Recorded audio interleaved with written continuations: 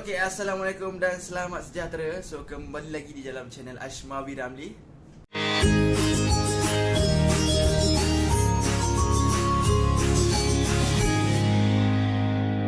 So, hari ni aku akan unboxing satu monitor daripada brand Asus yang kalau tengok daripada segi speknya, kita boleh katakan dia nak kata terlampau high end untuk gaming, tak juga. Nak kata dia terlampau low end untuk gaming punya spek pun tak juga. Tapi Asus tak ada labelkan monitor ni sebagai monitor gaming. Tapi itulah, aku nak korang consider sendiri, tengok sendiri spek yang Asus offer untuk brand Asus ni. Alright, so tanpa melengahkan masa lagi, jom kita unboxing.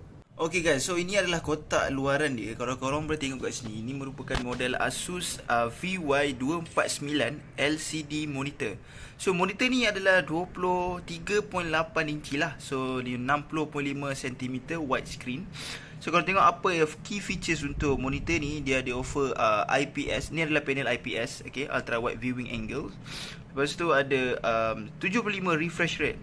Okay, so mostly monitor yang bawah 500 ataupun 600 ni, dia mostly akan ada 60 ke 75 lah refresh rate untuk monitor yang bagus lah kan. Okay, untuk seterusnya ada eye care teknologi dan juga antibacterial, okay, rest reminder dan juga color augmentation, ultra low blue light. Alright.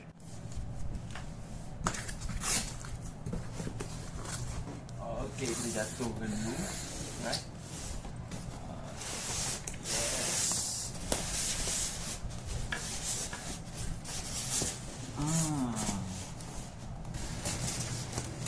Bismillah. Okay. So ni adalah monitornya. Okay, kita asingkan dulu. Alright. Oh lama silap. Patutnya kita kena buka terbalik guys sebenarnya. Okay, tak apa. So kita ada kat sini adalah dia punya monitor stand. Okay. And then sini kita ada power cable. Okay, 3 pin. Dan ni dia punya, okay, monitor stand punya ni lah, menyangkut ke kepala monitor. So dengan kaki dia lah. Alright. And then this one, kalau tadi power cable, okay, ni power cord. Okay, tadi ni power cord jugalah. Oh, ada dua power cord tak apa, kita tengok nanti macam mana. Alright.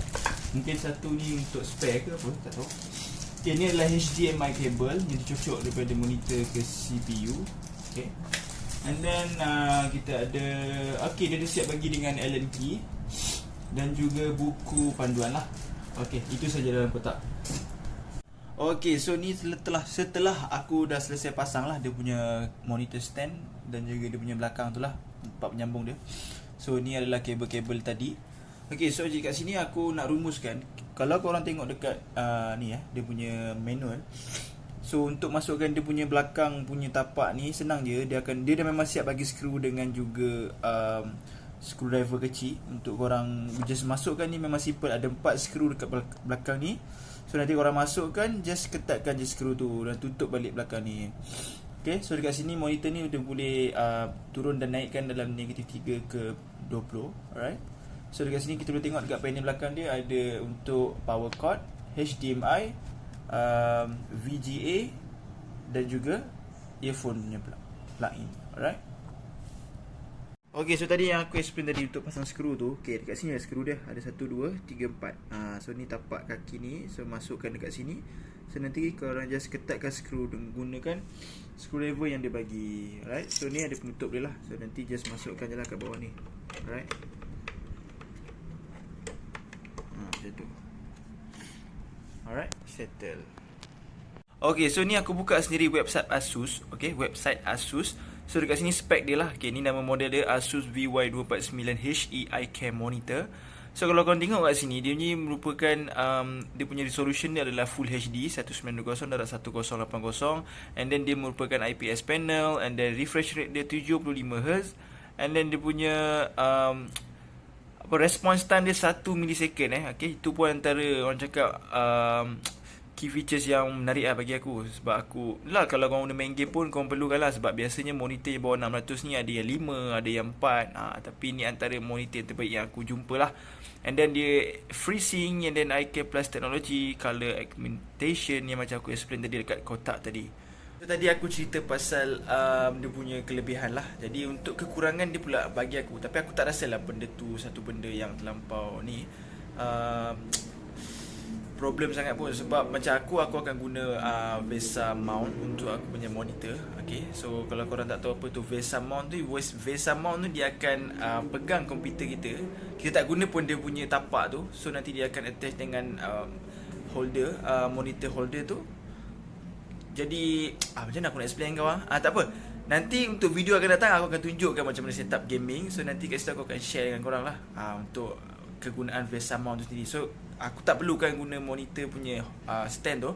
So sebabnya maybe kekurangan yang ada dekat monitor ni, first dekat kotak dia ditulis LCD panel, LCD display. So aku sebenarnya cari LED, tapi aku rasa tak ada masalah. Mungkin dia ada lah sedikit kekurangan dengan quality video kat situ, tapi tak apa. And then another thing is dia punya itulah monitor stand ni dia tak boleh nak ke atas ataupun ke bawah, nak turunkan dia. Yang tadi korang tengok tu dia just boleh sikit saja, negatif 5 ke positif 20 macam tu darjah je, degree sorry. Tapi nak untuk ke kiri ke kanan, so kalau macam korang gunakan dia untuk sebagai first monitor, jadi macam korang nak, kalau korang punya tempat ruang kerja tu besar, korang nak alih ke kiri kanan tu agak limited lah, memang tak boleh. Dia je atas ke bawah je. So itu antara kekurangan yang aku nampak lah. Tapi kalau korang guna VESA mount ni, bila korang dah attachkan dengan meja, nanti korang boleh tarik lah ke mana korang nak sengit, ke atas ke, semua boleh.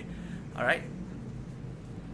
Okay, so aku dah jumpa dah dia punya perbezaan. Sebab dia bagi dua power cord. Satu ni kalau korang tengok, satu untuk kita punya biasalah plug kita, plug 3 pin yang macam ni. Alright. Satu lagi power cord ni untuk kalau siapa rumah diorang menggunakan yang universal adapter lah, yang ada 3 pin juga tapi dia macam ni betul. Alright. Sebab tu dia bagi dua.